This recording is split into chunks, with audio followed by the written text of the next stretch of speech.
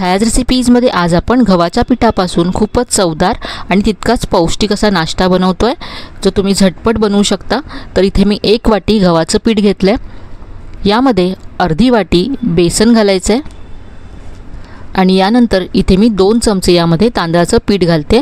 तांदळाचं पीठ ऑप्शनल आहे, पण तांदळाच्या पिठामुळे रेसिपीला कुरकुरीतपणा यायला मदत होईल, म्हणून थोडासा आपले नाश्ता कुरकुरीत होण्यासाठी इथे मी तांदळाचं पीठ घालते। पण तांदळाच्या पिठाशिवाय सुद्धा तुम्ही ही रेसिपी बनवू शकता। ही पिठं मिक्स करूया आणि आता हे बाजूला ठेवूया आणि या रेसिपीमध्ये घालण्यासाठी एक वाटण तयार करूया।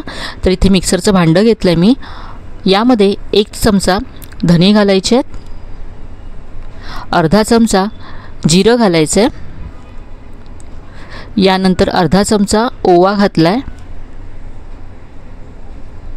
इथे आता मी 5 ते 6 लसणाच्या पाकळ्या घेतल्यात, लसूण थोडीशी जास्त घ्यायची इथे, आणि इथे 1 हिरवी मिरची घेतली, यामध्ये आपण लाल तिखट सुद्धा घालणार आहोत, त्यामुळे एकच इथे मिरची मी घेतली। आता वाटण तुम्हाला तयार करायचं नसेल तर तुम्ही रेसिपीमध्ये आलं लसणाची पेस्ट आणि धने जिरे पूड घातली तरी चालेल, पण हे असं जाडसर वाटण दाताखाली आल्यानंतर रेसिपीमध्ये खूप छान लागतं, म्हणून मी असं वाटण तयार करून घेतलं। तर हे असं जाडसर वाटून घेतलं।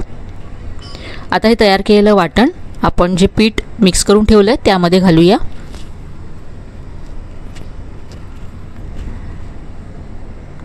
या वाटणामुळे आपली रेसिपी खूपच खमंग होते। आता इथे मी दुधी घेतलाय, तर इथे मी हा साधारण 150 ग्राम दुधी आहे वजनाने। हा अगदी कोवळा आहे, त्यामुळे मी न सोलताच इथे हा वापरणार आहे। तर हा दुधी आपल्याला किसून घ्यायचा आहे। दुधी आधीच जर किसून ठेवला तर काळा पडतो, म्हणून आता इथे मी असा पिठामध्येच किसून घेते। इथे आता सगळा दुधी मी किसून यामध्ये घातलाय। आता इथे मी 1 गाजर किसून इथे यामध्ये घालते। गाजर इथे पूर्णपणे ऑप्शनल आहे, फक्त दुधीपासून सुद्धा ही रेसिपी तुम्ही बनवू शकता, पण गाजरामुळे रंग रेसिपीचा छान येतो। यानंतर यामध्ये मी 1 कांदा घालते, मोठ्या आकाराचा कांदा इथे मी बारीक चिरून घातलाय। कांदा भरपूर घालायचा आहे। यानंतर भरपूर बारीक चिरलेली कोथिंबीर यामध्ये घालायची आहे। आता यामध्ये आपण मसाले घालूया। तर इथे चवीप्रमाणे लाल तिखट घालते, यानंतर चवीप्रमाणे मीठ घालायचं आहे आणि पाव चमचा हळद घालायची आहे। इथे आपण जे वाटण घातलं आहे त्यानेच याला खूप मस्त अशी चव येते, त्यामुळे इथे जास्त मसाले घालायची गरज नाही आहे। आता हे सगळं मिक्स करून घेऊया। दुधीला भरपूर प्रमाणामध्ये पाणी सुटतं, तर त्यामध्येच आधी आपल्याला हे पीठ असं मिक्स करून घ्यायचं आहे। यामध्ये आपण कांदासुद्धा घातला आहे, तर कांद्यालासुद्धा पाणी सुटेल। तर आधी हे असं व्यवस्थित कुस्करून मिक्स करून घेऊया। आणि या रेसिपीमध्ये आपण अजिबात पाणी वापरणार नाही आहोत, त्यामुळे खूपच चवदार अशी ही रेसिपी तयार होते।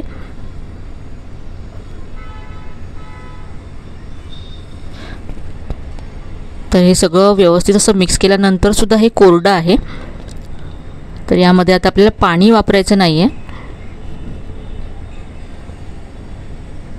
यामध्ये आपल्याला 2 चमचे दही घालायचं आहे, ज्यामुळे हे पीठ असं सैलसर असं आपलं मळून तयार होईल आणि दह्यामुळे चवसुद्धा खूप छान येते रेसिपीला। तर इथे मी यामध्ये 2 चमचे दही घालते। तुमच्याकडे जर ताक असेल तर तुम्ही गरजेप्रमाणे ताक घालून सुद्धा हे पीठ मळू शकता। फक्त पहा, इथे 2 चमचे दही घातल्यानंतर अगदी सैलसर असं हे पीठ तयार होतं। अजिबात पाणी घालायची गरज लागणार नाही तुम्हाला।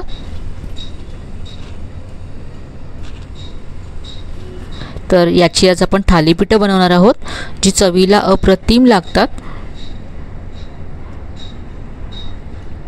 मुलं दुधीची भाजी खात नाहीत, पण तुम्ही जर अशा पद्धतीने थालीपीठ बनवून दिलं तर अगदी आवडीने खातील।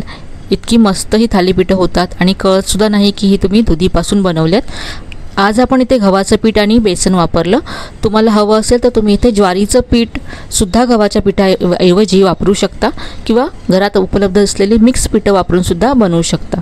आता यावरती झाकण ठेवायचं आहे आणि 10 मिनिटं हे पीठ असं सेट करण्यासाठी ठेवून द्यायचं आहे। तर 10 मिनिटं मी हे बाजूला ठेवलं होतं, पीठ छान सेट झालं आहे। आता याची आपण थालीपीठं बनवूया।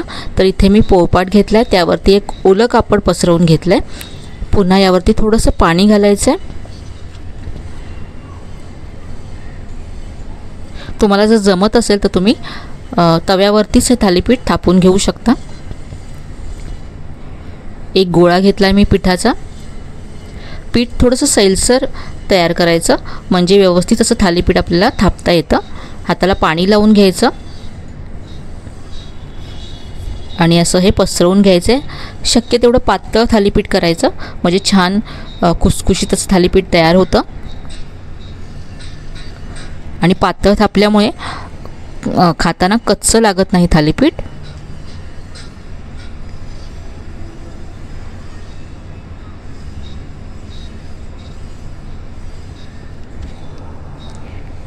तर असं हे पातळ थालीपीठ मी पसरवून घेतलं आहे. तुमच्याकडे जर तीळ असतील तर इथे तुम्ही सफेद तीळ यावरती पसरवून घेतले तरी चालेल.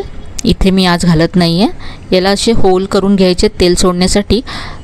आता हे आपण भाजून घेऊया. तर इथे मी गॅसवरती तवा गरम करत ठेवला होता. त्यावरती थोडंसं तेल पसरवून घ्यायचं आहे. अर्धा चमचा तेल मी असं पसरवून घेते.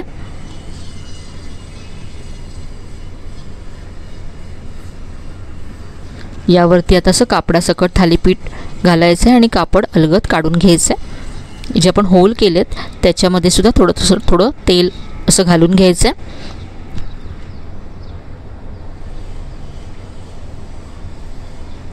इथे मी थोडंसं जास्त तेल वापरते. तुमच्या आवडीप्रमाणे तुम्ही इथे तेल कमीसुद्धा वापरू शकता. एका बाजूने भाजल्यानंतर आपण हे उलटून घेऊ.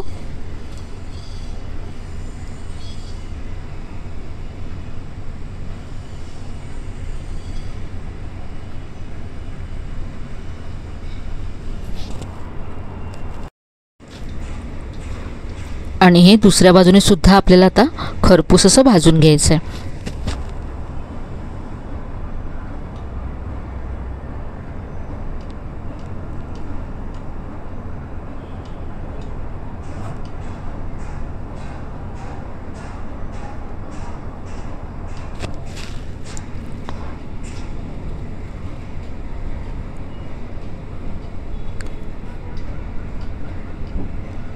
अगदी पौष्टिक असा हा नाश्ता आहे.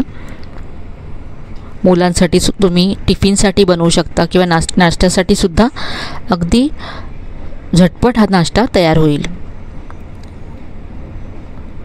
इथे मी दह्यासोबत थालीपीठं सर्व केलेत.